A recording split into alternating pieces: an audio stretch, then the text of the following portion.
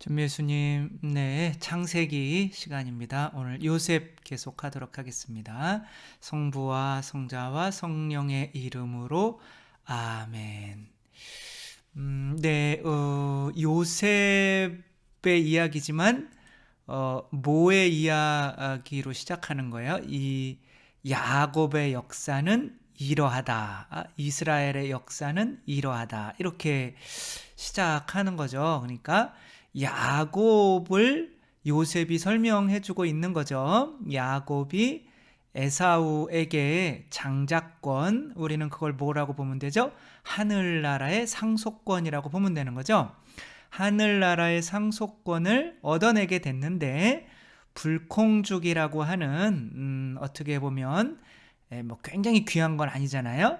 어디서나 먹을 수 있는 그런 것을 통해서 야곱은 하늘나라의 상속권을 당연히 받을 수 있다고 생각을 한 건데 그것을 하늘나라의 상속권을 받고서 에사우와 함께 같은 집에서 살 수는 없는 거죠. 도대체 우리는 예수님의 살과 피로 영원한 생명을 얻게 된다고 배워서 예수님의 살과 피로 영원한 생명을 얻는데 왜 그거면 됐지? 밖에 나가서 그 살과 피를 먹고 마신 것에 합당하게 살아야 하는지, 왜 우리도 이웃을 위해서 목숨을 내어주어야 하는지에 대해서 아직은 명확히 이해를 하지 못하는 거죠. 근데 야곱은 이제 그것을 깨닫고 뭐 구약 신약을 의미하는 레아와 라헬, 그 다음에 자녀를 탄생시키는 또 동물들을 이렇게 교배하게 해서 그런 동물들을 얻어서 이제 그런 모든 것들을 에사우를 위해서 나는 불콩죽이 아니라 모든 걸 바쳐도 나는 합당하지 않은 존재였구나 라는 거를 깨달아가는 과정인 거죠. 또 그것만도 안 돼서 마지막 남은 자존심인 두 발로 걷고 있는 것까지 하느님께서는 그 정강이 뼈를 쳐서 쩔뚝거리게 만들어 놓고 그래서 에사우 앞에서 고개를 뻣뻣이 못 들고 7번씩이나 절하며 와서 당신의 얼굴을 베옵는 것이 하느님의 얼굴을 베옵는 것과 같습니다 라고 이렇게 고백하고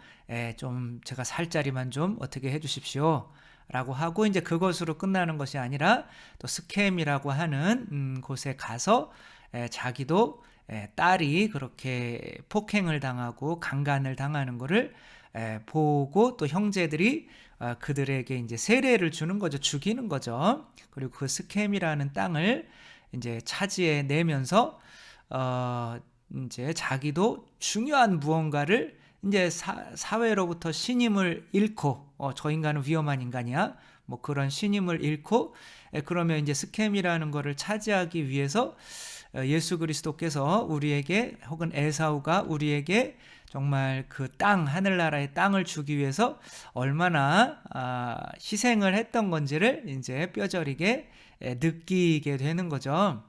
그래서 뭐 결론은 요셉이라는 이야기를 통해서 결론 이끌어내려고 하는 결론은 하나밖에 없는 거예요. 그러니까 예수님께서 우리에게 당신의 살과 피를 내어주셨죠. 그러니까 살과 피를 내어주셨는데 내 살과 피를 먹고 마시면 너희는 영원한 생명을 얻어 라고 해서 했는데 그럼 살과 피를 먹고 마셨어요. 그러면 끝나야 되는 건가요? 아니면 그럼 내가 그분을 위해서 뭐 해줘야 되지? 그러니까 그거에 대해서 관심을 가져야 되는 건가요? 관심을 가져야 되는 거죠. 그때 예수님께서 뭐라고 하시는 거예요? 내가 너희 위해서 죽어준 것처럼 너희도 이웃 위해서 죽어줘 라고 하는 거죠. 그러니까 내가 왜 이웃 위해서 죽어줘요? 라고 하는 말이 나오지 않게 정말 하느님께서 예수님께서 나에게 그런 것을 주시면서 또 나의 생명을 요구하는 거는 너무나도 당연한 거였구나. 감사하게 목숨을 바쳐야 되는 거구나 까지 와야 진짜 그분 앞에 설 수 있는 사람이 되는 거죠. 이런 이야기들이 계속 이어지는 거죠. 이제 야곱의 모습은 야곱의 아들들 지금 이제 10아들들이죠. 그렇죠? 그 10아들들이 10명이라는 거는 계명을 의미하는데 나는 그 십계명 지키면 돼. 뭐 그런 것뿐만이 아니라 그 십계명을 지키는 그런 구약, 옛 계약은 바로 성령으로만 가능한 거죠. 그렇죠? 예수 그리스도의 피가 있어야만 가능한 거죠. 그래서 여기서 예수 그리스도를 의미하는 것은, 혹은 에사우를 의미하는 것은 요셉인 거죠. 그러니까 이 요셉이 감옥에 갇히고 혹은 구덩이에 빠지고 하는 것은 뭘 의미하겠어요? 죽음이라고 하는 것을 의미하겠죠. 그렇죠?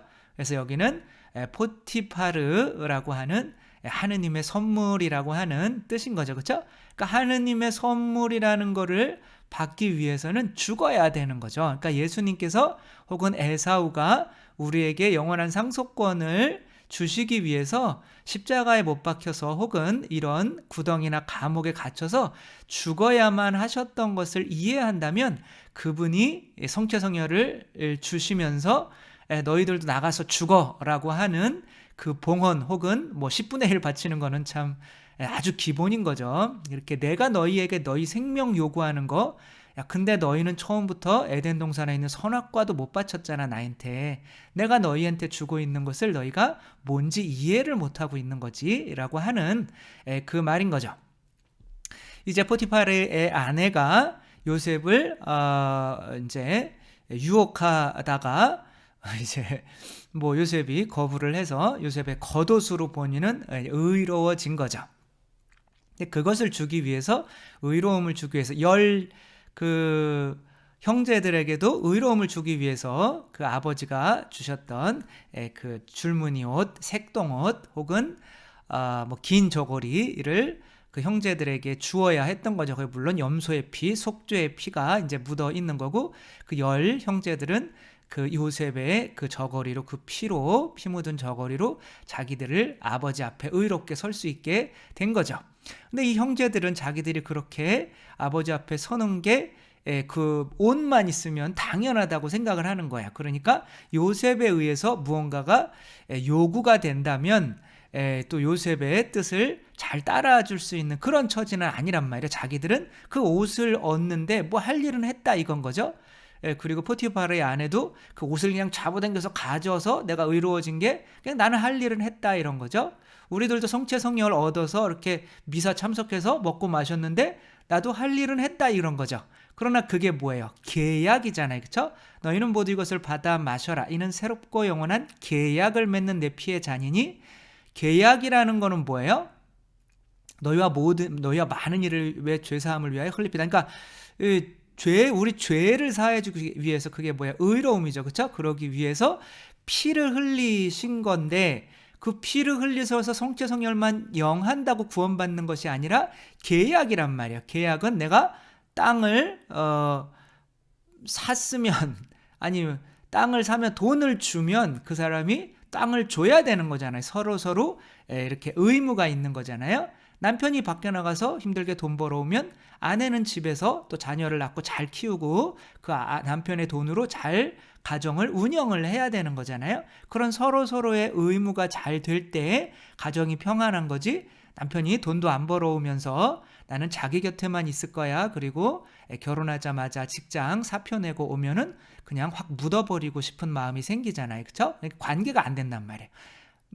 자매님도 마찬가지인 거죠. 애 낳고 키우는 거 힘들어. 그냥 나는 자기가 돈 벌어오는 것만 그냥 하고 그냥 먹고 살 거니까 애는 안 낳을래 라고 하면 그런 모습이 남편에게 이뻐 보일까요? 아니죠. 그렇죠?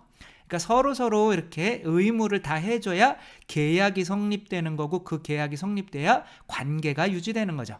하느님과의 관계도 마찬가지인 거죠. 하느님이 일단 당신의 살과 피를 내어주셨다고 해서 그것으로 끝나는 것이 아니라, 우리가 성체성혈을 영할 때 우리는 뭐 해야 되지? 라고 물어봐야 되는 거예요. 그렇죠? 그래서 미사는 혼인 계약을 했던 것을, 그러니까 남편이, 신랑이 그리스도로서 우리에게 당신의 살과 피, 생명을, 돈을 벌어다 주신 거야.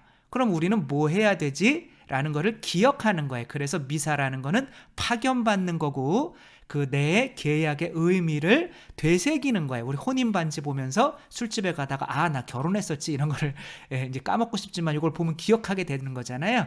미사라는 것이 바로 그것을 기억하게 만들고, 그래서 내 의무는 뭔가라고 물어보면 예수님께서 뭐라고 그래요? 내가 너희 사랑한 것처럼 너희도 서로 사랑해라. 이게 뭐야? 선교인 거죠. 그렇죠? 나 밖에 나가서 선교해야 되는구나. 그렇게 파견받는 게 미사인 거죠.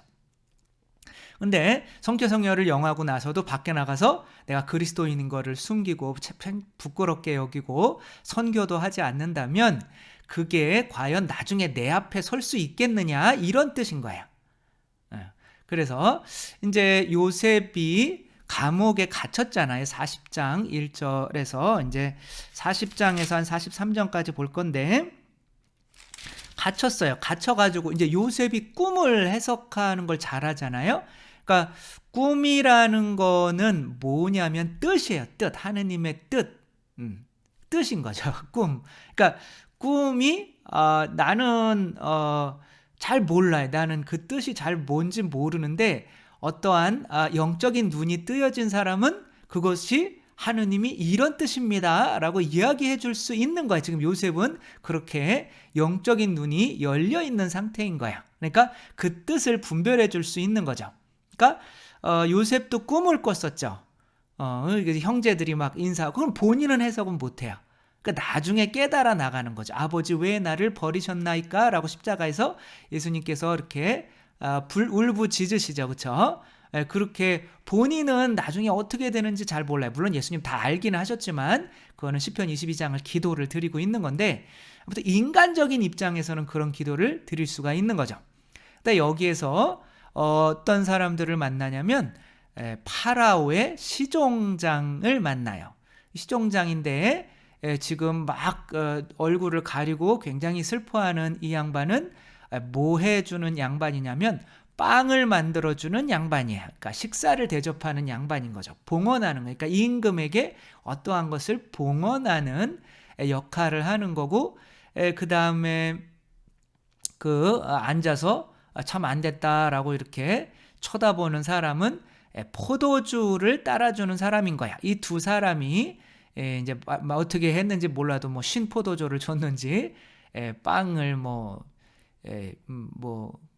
유통기한이 지난 거를 줬는지 잘 모르겠지만 이렇게 갇힌 거예요. 그래서 이제 이거는 뭘 의미하겠어요? 그러니까 예수님께서 만약에 요셉이 이제 당연히 예수님이죠, 그렇죠? 그리고 상속권을 우리에게 주시는 에사우를 대표한다면 지금 이 감옥이라는 거는 죽음이잖아요, 그렇죠? 그러니까 예수님이 죽음을 통해서 우리에게 주시려고 하는 것이 너희는 모두 이것을 받아 마시라. 이는 새롭고 영원한 계약을 맺는 내 피의 잔이니 뭐 해주려고?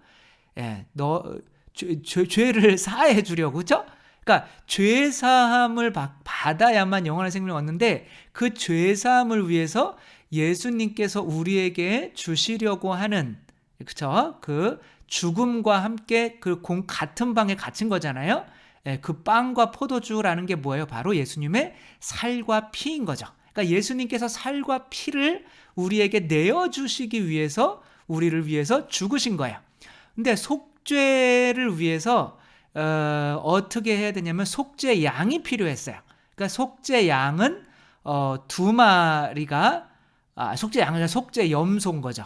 염소는 두 마리가 필요한 건데 한 마리는 밖에 나가서 이제 죽이고, 한 마리는 물론 죽이긴 하지만 하느님의 성전에서 봉헌하고, 이제 아버지께 봉헌하고 하느님께 봉헌하고, 하나는 이제 죽음으로 악마에게 데려가는 거죠.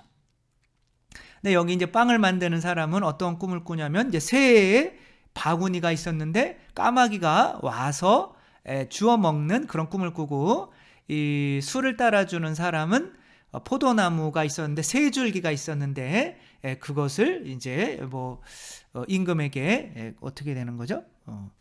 내용이 가지가 셋이 있었는데 자기 손에는 술잔이 들려 있었다네, 이런 건데, 그래서 이제 요셉이 당신은 이제 포도주 따라주는 사람은 임금에게 가서 살 거고, 당신은 빵을 해주는 사람은 이제 사흘 뒤에 죽을 거다, 이렇게 이야기를 해주는 거죠. 사흘이라고 하는 거는 세례라는 걸 의미하는 거죠. 새로 태어나게 만드는 거죠.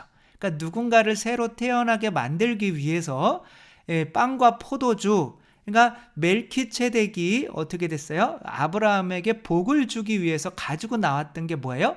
빵과 포도주인 거죠. 그러니까 멜키ጼ덱이 빵과 포도주를 가지고 나왔다면 이게 예수님의 살과 피가 되고 축복이 되는 건데, 그 빵과 포도주를 가지고 나왔을 때 아브라함은 뭘 바쳤어요? 적어도 11조를 바쳤잖아요. 선악과를 바쳤잖아요. 제 모든 것은 당신의 것입니다라고 고백을 했잖아요. 근데 우리는 어떻게 예수님의 살과 피 먹고 마시면서도 그게 하느님한테 10분의 1 바치는 것도 아까워서 11조도 못 바치고 있냐, 이런 거죠. 그럼 11조도 못 바치는데 어떻게 하느님의 뜻을 위해서, 내 생명을 이웃을 위해서 바칠 수가 있겠어요? 11조가 시작이란 말이에요. 그러니까 아무튼 여기에서는 그 염소가 한 마리가 밖에 나가서 광야에서 죽는 것처럼 한 마리는 죽어야 되고, 또 한 마리가 아니라 한 명은, 그 다음에 또 한 명은 또 성전에서 바쳐지는 것처럼 다시 그 모든 것에 은총을 주시기 위한 하느님이 사시는 성전에 이제 봉헌해. 그러니까 여기서 하느님은 파라오로 상징이 될 수밖에 없는 거죠. 그때 나를 좀 기억해 주십시오라고 했는데, 그렇게 기억해 달라고 그러면 잘 기억하나요? 기억을 웬만하면 안 하나요? 그쵸? 화장실 갈 때 다르고 나올 때는 또 다른 거죠. 그쵸? 근데 이제 파라오도 꿈을 꾸는 거예요. 이제 파라오의 꿈은 우리가 잘 알듯이 어떠한 꿈을 꾸냐면, 어디 봐요. 파라오는 무슨 꿈을 꾸냐면, 개꿈, 아니요, 죄송합니다. 파라오는 무슨 돼지 꿈, 아니구나, 돼지 꿈이 아니라 소 꿈을 꿉니다. 소. 그래서 소 처음에 7마리가 막 너무 잘생기고, 암소예요. 암소는 어떤 풍요를 상징하죠. 그렇죠? 그러니까 여자 소는 이제 자녀를 낳는 거니까, 이제 그런 풍요로운 암소 7마리가 있다가 삐싹 마른 7마리한테 잡아먹혀요. 그리고 삐싹 마른 7마리만 남아요. 그리고 또 꿈을 꾸는데, 이번에는 이삭이 이렇게 있었는데, 쭉정이 이 이삭한테 또 잡아먹혀요. 그래서 쭉정이만 남아요. 야, 이거가 도대체 무슨 뜻인지 모르겠다라고 해서 이제 그때 요술사들을 부르는, 여기 요술사는 그냥 뭐 우리가 얘기하는 무슨 마술 뭐 이렇게 속이는 그런 거 하는 게 아니라, 어떤 학자들, 이때의 요술사는 어떤 정말 학자들이고 뛰어난, 그러니까 풀지 못하는 어떤 것들을 풀 수 있는 능력을 가진 사람들을 의미해요. 근데 그들을 불러서 했더니 아무리 인간적인 지혜로 이 꿈을 해석하려고 하더라도 되지가 않았어요. 그랬더니 그래서 이제 그때 술 따라주는 시종장이 이제 2년이 지난 거예요. 그러니까 뭐 그렇게 보면 아마 한 3년이 지난 거죠. 그것도 세례와 죽음을 의미하는 거지. 지금은 이제 요셉의 뭘 의미하는 거겠어요? 부활을 의미하는 거죠. 그러니까 예수님께서 부활을 하셔서 아버지 앞에서 죽음과 부활을 통해서 우리에게 성령을 얻어내서 우리에게 성령 강림 때 성령을 주시기 때문에 우리가 사는 거죠. 그렇죠?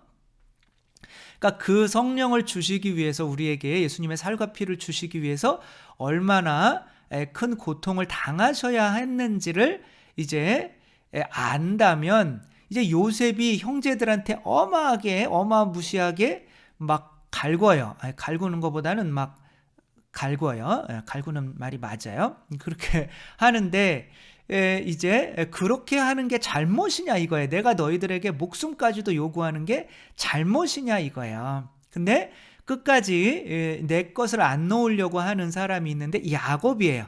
야곱은 라헬에게서 요셉과 베냐민을 낳잖아요. 그 베냐민 낳다가 죽었잖아요. 그래서 베노니, 그래서 고통의 아들, 뭐 혹은 근데 베냐민, 그래서 오른쪽의 아들, 뭐 이런 뜻으로 쓰이고, 오른쪽은 이제 구원받는 뭐 교회 백성을 의미하기도 하는데, 아무튼 근데 요셉이 죽었다고 생각하는데 베냐민까지 잃는다면 이거 지금 뭐 안 된다는 거 아니에요? 근데 지금 요셉은 형제들 통해서 뭘 요구하게 되냐면은 베냐민 데려와를 의미하게 되는 거예요. 이집트 내려가면 죽는다는 걸 의미하는 거죠. 근데 야곱은 끝까지 거부하죠. 그래? 어디까지 거부하나 보자 라고 하는 거예요. 그러니까 에사우가 야곱에게 요구했던 그것이 내가 너의 재산을 다 빼앗고 너의 생명까지도 너의 정강이까지도 빼앗아서 너의 생식력까지도 다 뺐고 모조리 다 뺏는 게 그래 내가 그게 잘못하는 거니? 내가 너한테 준 게 정말 뭐 생색내는 것이 아니라 그것을 안다면 그리고 이게 계약이라는 걸 관계가 계약이라는 걸 안다면 과연 10분의 1도 하느님께 못 바치고 있는 우리 자신이 정말 정상인가를 한번 봐야 하는 거죠. 그래서 파라오의 꿈을 이제 해석하게 되죠. 어떻게 해석하게 돼요? 그것은 7년 동안 풍년이 들었다가 7년 동안 흉년이 든다는 겁니다. 그리고 그 똑같은 꿈을 2번 꾸게 하신 이유는 그게 이제 하느님의 뜻인 거죠. 그 2번 꾸게 하신 이유는 바로 이제 그 하느님께서 그렇게 하시기로 마음을 굳히셨다는 뜻입니다. 이렇게 하니까 이게 다 맞는 것 같아요.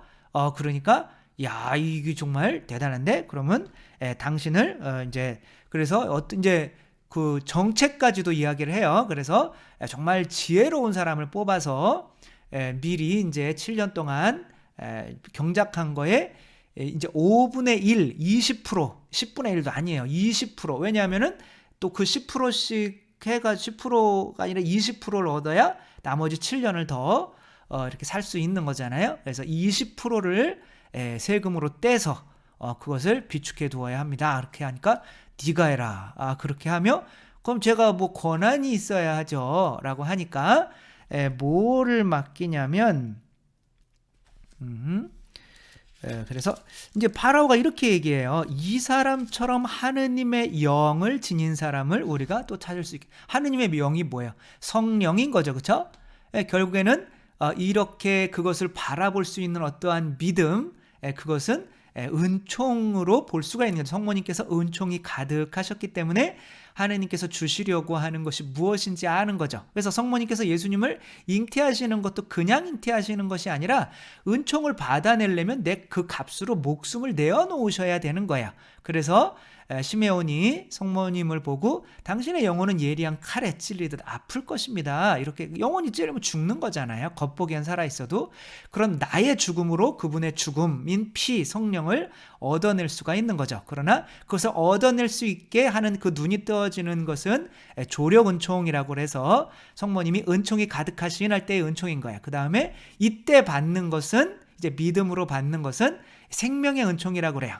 그래서 이건 그 하느님 자신 거죠. 하느님 피인 거죠. 그래서 성령이 은총을 받았습니다라고 하잖아요. 그렇죠? 그래서 조력 은총과 생명 은총을 의미하는 건데 아무튼 그렇게 요셉이 이제 그래서 파라오는 손에서 인장 반지를 이것도 반지도 인장하면 이것도 성령을 의미하는 거거든요. 내 거란 뜻인데 그리고 권한이잖아요. 어떠한 그런 인장 반지를 그러니까 모든 권한을 네가 아버지께로부터 내가 모든 권한을 받았다라고 그리스도께서 말씀하실 때 이런 인장 반지를 받았고 뭐 그렇다고 보시면 되는 거야. 그러니까 아마 옷을 입고 이것은 이제 굉장히 부드러운 좋은 옷인 거예요. 그 목에 금과 목걸이를 금은 또 성령을 의미하는 거니까 그러니까 모든 이제 성령의 뭐 여러 가지 뭐 죄를 사하는 권한이라든가 모든 권한을 이제 파라오로부터 받게 되는 건데 그 값은 바로 당신이 살과 피를 내어주시기 위해서 바로 순종하기 위해서 이제 감옥에 갇히셨기 때문에 그런 거죠. 죽으셨기 때문에 그런 거죠. 그때가 30살이었다 이렇게 나와요. 그러면 30살 때 예수님이 뭘 하셨어요? 세례를 받으셨죠. 그렇죠? 근데 30살 때 세례를 받으셨다는 말이 성경에 나오나요? 안 나오나요? 나와요. 30즈음이었다라고 루카복음서일 거예요. 아마 거기에 나와요. 그러니까 30대 예수님께서 바로 아버지께 그러니까 물속으로 들어가는 게 뭐예요? 죽음인 거죠. 3일. 그러니까 3일이 뭐예요? 죽음과 부활. 그 예수님께서 3일 동안 죽으셨다 부활하신 거잖아요. 그걸 바로 세례라고 하는 거잖아요. 세례는 당신의 뜻에 순종하겠습니다라고 내 뜻을 죽이는 거죠. 물속으로 들어가는 게 내 옛 자아를 죽이는 거죠. 그리고 하느님의 뜻에 순종하는 사람으로 새로 태어나는 거죠. 이게 죽음과 부활, 이게 세례인 거잖아요. 이 과정을 지금 요셉이 겪은 거란 말이에요. 그렇게 죽음과 부활을 했더니, 그걸 고백했더니 하늘에서 뭐가 내려왔어요? 성령이 내려왔잖아요. 그렇죠? 이제 그 성령으로 이제 죽음과 부활을 예수님께서 사신 거예요. 그 다음에 하늘나라에 가서 지금 이거 똑같이 하느님께, 자, 나 이렇게 했으니까 빨리 성령 더 내놓으셔. 그러니까 이제 아버지가 아유 그래요 알았어. 그리고 내놓으면 그 성령을 우리에게 성령 강림 때 부어주시는 거란 말이에요. 그래서 우리가 성령 강림 때 받는 그 성령, 혹은 그 성령을 통하여 우리에게 들어오시는 예수님의 살과 피, 이걸 거저 얻는다고 생각하면 안 되는 거. 우리가 바치는 11조, 그게 불콩죽이잖아요. 그렇죠? 그것으로 우리가, 그거는 기본 바탕인 거지, 계약으로는 그것만 바치는 것이 아니라 내가 목숨을 바쳐서 그분을 위해서, 내가 너희를 사랑한 것처럼 너희도 서로 사랑해라, 이 계명을 위해서 목숨을 바치는 삶을 살아가야만 계약이 이제 성취돼서 나중에 그리스도 앞에 설 수 있게 된다는 거야. 그렇게 안 하면 사기꾼이 돼서 하느님 앞에 마치 그냥 그것만 받아먹고, 그러나 에사우와 함께 살 수가 없어서 쫓겨난 것처럼 그 성체성혈만 영한다고 해서 구원받는 게 아닌 거죠. 그거에 합당한 일을 해야 되는 거죠. 이제 흉년이 들으니까 어떻게 하냐면 야곱이 10 형제들을 이집트에는 먹을 게 많단다 라고 이제 보내죠. 그러니까 보내는데 일단은 그들이 당신한테 합당하지 않다는 거를 느끼게 해야 될 거 아니야. 적어도 뭐는 좀 바칠 수 있게 해야 돼요. 10분의 1, 11조는 좀 바칠 수 있게 해야 되는 거잖아요. 그러니까 너희들이 나한테 이렇게 바치는 거, 이거 그리고 이렇게 뭐 너희들이 돈만 있으면 뭐 나한테 이런 걸 당연히 얻어낼 수 있다고 생각하는 거, 그런 거 좀 바꿨으면 좋겠다라고 하면서 형제들이 왔을 때 이제 형제들이 당신한테 이렇게 막 이렇게 머리 숙이고 막 이렇게 하는 걸 볼 때, 그때 꿈이 이제 맞아 들어가는구나 라는 거를 생각하고, 그래서 이제 이들이 한 아우는, 이제 우리가 12명인데 한 아우는 이제 죽었고, 한 아우는 그냥 없어졌다 이렇게 얘기해요. 죽었다고 안 하죠. 한 아우는 없어졌고, 한 아우는 이제 아버지와 함께 어리니까 집에 있습니다 라고 할 때, 이제 요셉이 이놈들이 사기꾼이구만, 니네가 스파이지, 그러면 이제 가둬요. 사흘 동안 뭐예요? 이제 너희들한테 세례를 주겠다 이런 거죠. 그러니까 사흘 동안 가두고, 그 중에서 이제 시메온을 불러내서 이제 그리고 사흘 동안 가두고, 시메온만 가둔 다음에 나머지 9명의 형제들은, 그럼 너희가 거짓말이 아닌 것을 증명하려면 아버지에게 가서 그 베냐민을 데려와 라고 하는 거죠. 그러니까 이제 베냐민이 이제 데려와야 그 갇혀있는 시메온이 살게 되는 거죠. 여기서 베냐민은 어떻게 보면은 10분의 1을 의미할 수도 있는 거고, 내가 가진 정말 내 소중한 것이라고 생각하는 모든 나의 것이라고 생각해서 아까워서 내놓지 못하고 있는 거.